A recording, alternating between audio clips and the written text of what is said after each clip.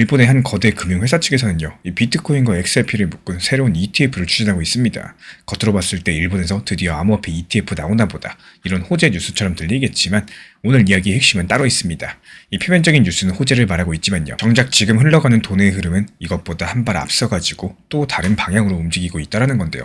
이번 이슈를 통해서 우리는 겉과 속이 다른 시장의 모습을 살펴보도록 하겠습니다. 일본의 SBI 홀딩스라는 금융 대기업이 일본 금융청에 ETF 신청서를 냈습니다. 그것도 그냥 비트코인 단일 ETF가 아니라요, 비트코인과 XRP를 한 바구니에 담은 듀얼 ETF입니다. 만약에 이 상품이 승인된다, 그럼 일본 최초의 다중 암호자산 ETF가 되겠죠. 다만 일본 금융당국 측에서는 지금 당장 이런 것들을 허용한 건 아니에요. 아직까지 관련 규제가 완비되지 않았기 때문인데요. 실제로 일본 정부 측에서 다가오는 2028년을 목표로서 제도를 정비하고 나서 암호화폐 ETF를 허용하게 될 계획이다라고 해요. 그러니까 지금 SBI 같은 경우는 몇 년 뒤를 내다보고 미리 선제적으로 움직인 셈입니다. 그럼 다가오는 2028년 XRP 가격은 그런데 왜 하필 비트코인과 XRP일까요? 보통 기관용 암호화폐 투자 상품이라면 비트코인과 이더리움 조합을 떠올리기가 쉬운데 SBI는 의외의 선택을 했습니다. 바로 이 지점에서 표면 뉴스가 말하지 않은 숨은 의도가 드러나요. 비트코인은 더 설명이 필요 없는 디지털 금이죠. 즉 인플레이션 시대의 대안자산입니다.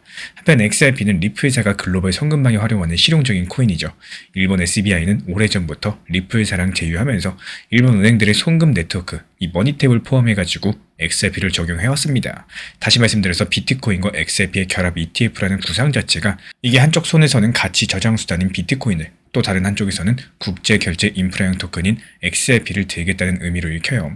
단순하게 비트코인도 사고 XRP도 사자 이런 게 아니라요, 미래 금융 시스템 변화에 대비한 전략적인 조합이란 뜻이겠죠. 여기까지만 들으면 XRP도 호재구나 이렇게 기대할 수 있겠습니다. 실제로 이 뉴스에 XRP 투자자들 사이에서 희망적인 목소리가 나왔는데요.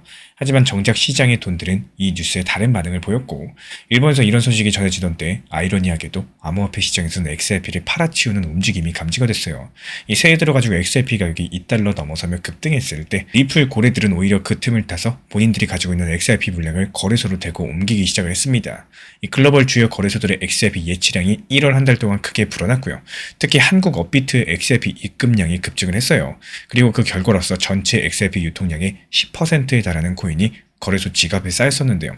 이 보통 고래들이 코인을 거래소로 보낸다는 것은 매도할 준비를 한다는 뜻입니다.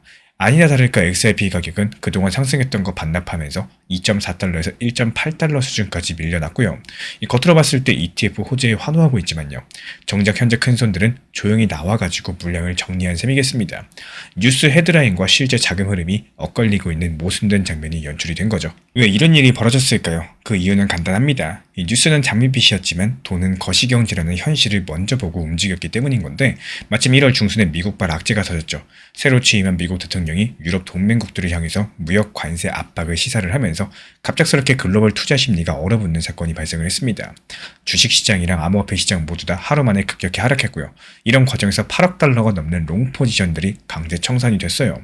이게 호재 뉴스가 있어도 이런 거시적인 충격 앞에서는 속수무책이었던 거고, ETF 신청 소식 하나에 들떠있던 개인들과는 다르게 이 글로벌 자금은 그 순간에 위험자산을 일단 팔고 보자, 이런 쪽으로 순식간에 방향성을 틀은 겁니다. 거시 환경을 조금 더 들여다볼까요? 이 작년부터 미국을 비롯한 주요 국가들이 물가 잡겠다고 빠르게 금리 인상했었죠. 그 여파로 2026년 1월 현재 미 국채 10년물 금리가 4%를 넘는 수준까지 올라와 있습니다. 3년 전까지만 해도 1%대였던 장기 금리가 이렇게 상승했다. 그만큼 시장 자금이 안전할 수 있는 미 국채로 몰렸다는 뜻이기도 하겠죠.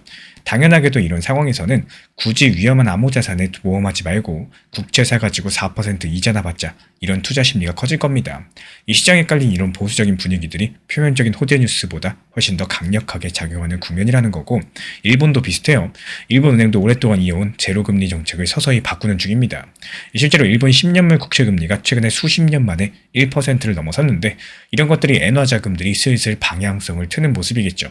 그리고 여기에 앞서서 말씀드린 미국의 무역 갈등 이슈 같은 이런 지정학적 리스크까지도 겹치다 보니까 이 지금 당장 일단 두들겨 맞고 보자, 이런 심리들이 시장을 지배하고 있다는 거.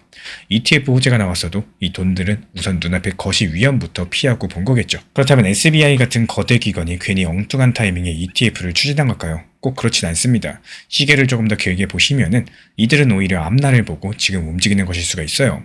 일본의 재무장관은 불과 몇 주 전에 미국에서 암호화폐를 ETF로 만들어서 인플레이션 해지 수단으로 쓰자, 이런 언급을 했습니다. 이 물가가 상승하고 화폐 가치가 불안해지면서 현재 미국에서는 비트코인을 금처럼 포트폴리오에 편입하는 이런 흐름이 나타났다는 것들을 지목한 거겠죠. 실제로 미국 월가에서도 이 금과 비트코인을 쌍으로 묶어가지고 대안 자산으로 보는 시각이 갈수록 늘어나고 있어요. 이 글로벌 투자은행 모건 스탠리 측에서는 올해 하반기 금값을 온스당 5,700달러까지 상승할 것이다. 이렇게 전망한 걸 봐도 알 수가 있겠죠. 금값이 그렇게 뛴다라는 거는 현재의 통화체제에 상당한 불안 신호가 켜질 수 있다는 의미고, 이 각 국가의 정부랑 금융기관들이 바로 그 점을 경계하고 있습니다. 돈의 흐름은 겉으로 보이는 안도감보다도 이 뒤에서 끓는 위기감을 먼저 반영을 해요. 일본 정부랑 금융권 측에서 2028년이라는 이 비교적 먼 시점을 내다보면서 지금부터 암호화폐 ETF를 준비하는 것도 혹시 모를 통화 불안 시대에 대비해서 디지털 자산을 제도권에 편입하고자 하는 중장기 포석이다, 이렇게 볼 수가 있겠습니다. 그렇다면 앞으로 흐름은 어떻게 전개될 수 있을까요? 먼저 일본이 정식적으로 암호화폐 ETF를 도입한다. 아시아 다른 금융시장들도 자극을 받을 수밖에 없겠죠. 홍콩, 싱가포르, 이미 일부 암호자산 상품을 내놓은 곳들은 당연하겠고, 한국을 포함해가지고 아직까지 조심스러운 시장들도 일본의 행보를 주목할 겁니다. 그리고 그렇게만 돼준다면 글로벌 자금의 이동 경로에도 변화가 생길 수가 있겠죠. 이 지금까지는 암호화폐에 대한 기관 투자가 미국 중심으로 논의되었지만요, 정작 미국에서는 규제 불확실성 때문에 큰 손들이 쉽게 못 들어왔어요. 근데 일본에서 길이 열리게 되면은 유럽과 아시아의 보수적인 연기금이라거나 기관들 측에서 일본을 통해서 암호자산에 투자하는 이런 통로가 생길 겁니다. 이런 것들이 전 세계 자본 흐름 중에 일부가 일본을 포함해서 동아시아 시장으로 유입될 수 있다는 뜻이겠죠. 그리고 마지막으로 암호화폐 생태계 내부에서는 실질 가치가 있는 코인들이 부각될 가능성이 높아집니다. 이 기관들이 암호코인에도 투자하지 않겠죠.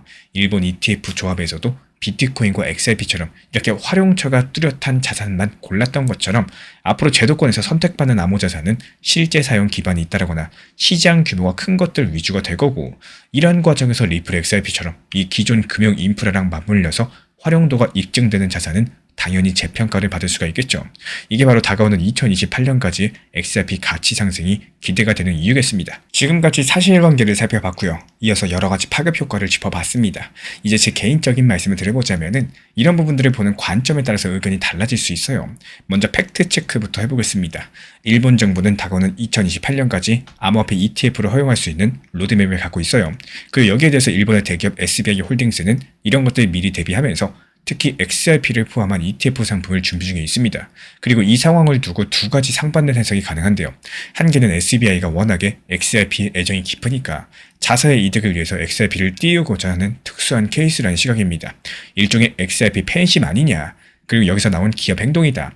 그리고 또 다른 하나는요, 아시아 금융권이 향후에 디지털 자산 시대의 주도권을 잡기 위해서 전략적으로 움직이는 흐름의 일환이라는 해석입니다.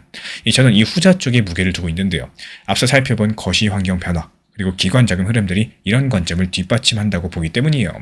이미 작년 말에 유럽 시장에서는요, XRP를 포함해가지고 알트코인 ETF에 수백만 달러씩 자금이 유입됐죠. 그리고 동시에 비트코인 중심 상품에서는 자금 유출이 있었습니다. 비트코인에서 돈 나가는데 리플 XRP에는 오히려 순유입이 있었다는 거예요. 그리고 리플 회사 자체가 자체 달러 스테이블 코인을 발행을 하고 있고, 또 다수 국가랑 기관과 제휴하면서 XRP를 국제 결제랑 자산 토크나 플랫폼으로 확장하고 있는 상황이죠. 이런 퍼즐들을 하나씩 맞춰보시면은 XRP를 포함한 일부 암호자산은 단순 투기 대상이 아니라 글로벌 금융 시스템의 일부로서 편입될 조짐이 나타나고 있다는 거. 이 일본 SBI의 이번 행보도요, 이 큰 그림에 부합한다고 저는 판단을 하고 있어요. 물론 제 해석이 무조건 100% 맞다? 이렇게 말씀드리는 거 절대 아니에요. 반대 시나리오도 고려해야 되겠죠. 예를 들어가지고 미국이 예상보다 빠르게 암호화폐 규제를 명확하게 정비해가지고 다시 한번 주도권을 가져갈 가능성이 있겠습니다. 이렇게 되면 굳이 일본 시장 경유 안 해도요, 미국 내에서 기관 자금이 암호자산에 유입될 수가 있기 때문에 일본의 선제 효과는 약해질 수가 있겠죠. 그리고 XRP의 활용도가 기대만큼 현실에서 확산되지 않을 위험도 있겠습니다. 만약에 몇 년 안에 각국의 중앙은행들이 자체 CBDC만 고집하고 리플의 네트워크를 채택하지 않는다면 XRP의 입지는 현재 기대보다 좁아질 수밖에 없다는 거. 제가 제시한 해석들이 틀릴 수 있는 조건들은요, 이 미국발 규제 전환, 그리고 XRP 실제 사용 확대 부진, 이 두 가지 정도가 있다는 거고, 투자 판단에서는 이렇게 다른 시나리오도 늘 염두에 두셔야겠죠. 일본 SBI의 ETF 추진 뉴스가 단순하게 한 나라에서 나온 호재성 뉴스가 아니라요, 지금 돈이 어디로 향하고 있는가, 이런 것들을 보여주는 나침반 같은 사건입니다. 겉으로 조용해 보여도 큰손들은 이미 몇 년 뒤를 내다보면서 자산 배치를 시작을 했고요. 이게 개인들 입장에서는 이런 흐름을 읽어내는 것 자체가 무엇보다 중요합니다.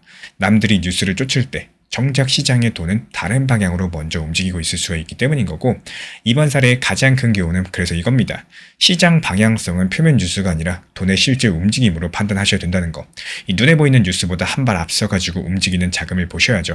남들보다 먼저 큰 흐름을 읽으실 수가 있는 겁니다. 그래서 한 박자 빠른 돈의 흐름을 강조드렸던 거고, 항상 표면의 소식이랑 이면의 흐름을 함께 살피면서 같이 투자 판단을 내리신다면은 중요한 돈의 방향성을 남들보다 한 박자 먼저 읽고 대비가 가능하실 거예요. 전설적인 투자가 앙드레 코스톨라니는 주식시장은 경제라는 주인을 따르는 산책하는 개와 같다라고 했습니다. 지금 일본의 ETF 추진이라는 이 표면적인 뉴스 뒤에서는요, 거대한 주인이 향하고 있는 자본 흐름의 변화가 숨어 있다는 거. 이 남들이 눈앞의 뉴스에 일일비하시면서 산책하는 개의 움직임에만 주목을 하고 있을 때 그 주인이 걷고 있는 본질적인 경제의 방향성을 읽어낸 우리 신사채널 구독자분들의 통찰력은요, 그 무엇보다 강력한 투자 나침반이 되어줄 겁니다. 이 뉴스의 소음을 넘어가지고 돈의 진짜 경로를 파악한 우리 구독자분들의 현명한 선택 하나하나가 마침내 가장 빛나는 이 부의 결실로 완성되기를 진심으로 응원드리겠습니다. 오랜 시간 투자 시장에서 살아남으려면 하나에 올인하는 구조가 아니라 회전이 가능한 나만의 포트폴리오를 만드셔야 돼요. 아무리 리플이 좋아 보이고 비트코인이 가장 안전해 보인다라고 하시더라도 한 종목에 100% 몰빵하는 순간부터 매매는 점점 불안해지기 시작을 합니다. 가격이 조금만 흔들려도 심리가 같이 흔들리고요. 하락이 길어지면 판단이 아니라 감정으로 시장을 바라보게 되기 때문입니다. 그래서 처음부터 분할 매수를 전제로 하고 있는 중장기적인 구조를 만들어 두셔라. 이게 정말 중요하다는 말씀 드려요. 리플 중심으로 가져가시되 시장 흐름에 따라서 알트코인들 병행하는 포트폴리오를 구성해 두시면은 훨씬 더 숨통이 트이실 겁니다. 리플이 횡보하면서 재미없는 구간에 들어갔을 때 알트코인에서 수익 내시면서 투자에 대한 감각과 리듬을 유지할 수가 있기 때문인데요. 이게 단순하게 수익을 더 내기 위한 전략이 아니라 멘탈을 지키기 위한 구조라는 점을 반드시 기억해 주셔야 됩니다. 그리고 이 포트폴리오의 중심에는 반드시 현금 비중이라는 핵심 요소가 있어야 돼요.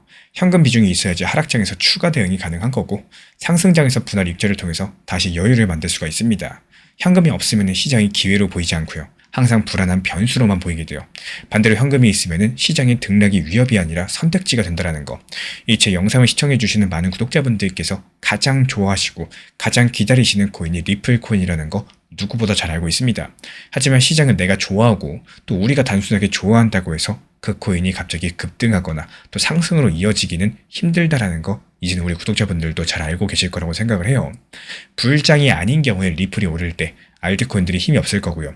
알트코인들이 상승할 때는 리플이 힘이 없는 경우가 자주 발생을 합니다. 그래서 정보방에서도 안내드리고 있는 내용이지만요. 이 포트폴리오 메인 비중하고 적당한 알트코인들 같이 살려가지고 현실적으로 도움이 되는 매매를 반복하는 이유입니다.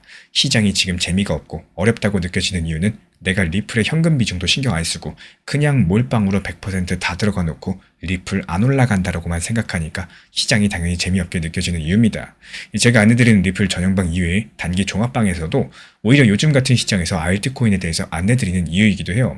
항상 말씀드리고 있지만요. 업비트, 빗썸, 현물 매매로서만 천천히 운영하셔도 충분히 좋은 시장이기 때문에 필요하신 분들께서만 입장 신청 주시면 안내 도움드리고 있습니다. 이 결국에 좋은 포트폴리오는 많이 맞히는 구조가 아니라요. 흔들리지 않는 구조라는 거. 오를 때도 내릴 때도 내가 할 수 있는 행동이 정해져 있는 상태, 그리고 그 안에서 차분하게 회전할 수 있는 여유를 만드시는 거. 결국에 시장에서 끝까지 살아남는 사람은 가장 강력하게 베팅한 사람이 아니라요. 가장 유연하게 움직인 사람이라는 것들을 잊지 않으셨으면 좋겠습니다. 최근에 시장이 너무 답답하다 보니까 정보방 입장에 대해서 문의 주시는 분들께서 많아지셨어요. 먼저 제일 중요하지만요. 제가 안내드리는 모든 정보방은 업비트, 빗썸, 현물 매매로서만 안내 도움드리고 있습니다. 지금 화면에 보이시는 번호나 혹은 댓글 링크에 있는 신청란을 통해서 신청 주시면은 안내를 도움드리고 있고요. 이 세 가지 방 중에 필요로 하신 방을 체크해서 신청 주시면은 필요로 하신 방에 맞춰가지고 입장 안내 드리고 있습니다. 먼저 리플 전용방 같은 경우에 리플에 대한 중요 이슈, 그리고 리플에 대한 단기 저점과 단기 고점, 중장기적으로 보는 중요 타점 같은 핵심 내용에 대해서 안내드리고 있기 때문에 영상 시청해주시는 우리 구독자분들께서 리플이라는 코인이 장기적으로 좋다라는 건 알고는 있지만 현재 같은 시장에서는 많은 답답함을 느끼시는 분들께서 정말로 많이 계실 거라고 생각을 합니다. 이 적당한 일부 비중은 단기 고점과 저점을 살려서 효율적인 대응을 만들어 가시고 또 오히려 중장기적으로 더 잘 가져가기 위한 효율적인 매매하시는 것들을 추천드려요. 그리고 두 번째로 종합 브리핑방입니다. 장기적으로 보기에 좋은 코인들과 현재 시장 흐름에 대한 중요 시장 이슈들, 브리핑 내용이나 리플에 대한 방향성, 락업 해제 일정과 여기에 따른 움직임들에 대해서 안내드리는 종합적인 방이다. 이렇게 생각해 주시면 되겠습니다. 그리고 마지막으로 단기 종합방 같은 경우는 말 그대로 단기 종목들에 대한 타점을 안내드리고 있는 방입니다. 이 단기 종목은 말 그대로 단기 종목답게 접근을 하셔야 되는데 욕심으로 인해서 타점을 너무 높게 잡아가지고 수익 실현을 못하거나 아니면 눈치 보기 매매를 하다가 이렇게 수익 실현의 기회를 놓치셨던 기억이 있으신 분들 지금 시장에서 정말 많은 상황인데요. 항상 비중 조절이 중요하고요. 매수와 동시에 목표 타점을 걸어 놓으면서 현실적으로 봤을 때 내 것으로 만들어서 마침표까지 잘 찍는 게 단기 매매의 핵심이다 생각을 해요. 단 여기서 중요한 거. 아무리 내가 좋아하고 시기가 좋고 스스로 괜찮다고 판단하셔도 몰빵 매매는 정말 위험하기 때문에 매번 말씀드리는 비중 조절 원칙 매매로 접근하시는 게 가장 중요합니다. 끝으로 항상 말씀드리고 있지만요. 저는 업비트, 빗썸, 현물 매매에 대해서만 안내를 도움드리고 있기 때문에 절대로 해외골에서 선물 매매에 대한 고위험 리스크 매매에 대해서는 언급조차 드리지 않고 있습니다. 무조건적으로 업비트, 빗썸, 이렇게 현물 매매로 필요하신 분들께서만 입장 신청 주시면 안내 도움 드리도록 하겠습니다. 이 빠르게 가는 것보다 중요한 건요. 꾸준하고 길게 가는 게 더 중요한 투자 시장이다. 이렇게 생각을 해요. 건강한 비중 조절 원칙 매매 활용하시기를 늘 응원드리겠습니다. 이 리플 XRP의 매수 매도 타점은 순간의 판단이 전부예요. 그래서 우리 신사 채널에서는 시장의 숨결 하나하나까지 놓치지 않고자 모든 흐름들 실시간으로 모니터링 중에 있습니다. 이 단기 반등 구간이 열리는 순간 그 찰나의 기회 타점을 우리 구독자분들께 바로바로 전달드리기 위해서인데요.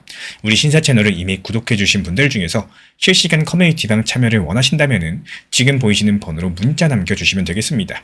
이 혼자서 불안하게 바라보는 시장이 아니라요.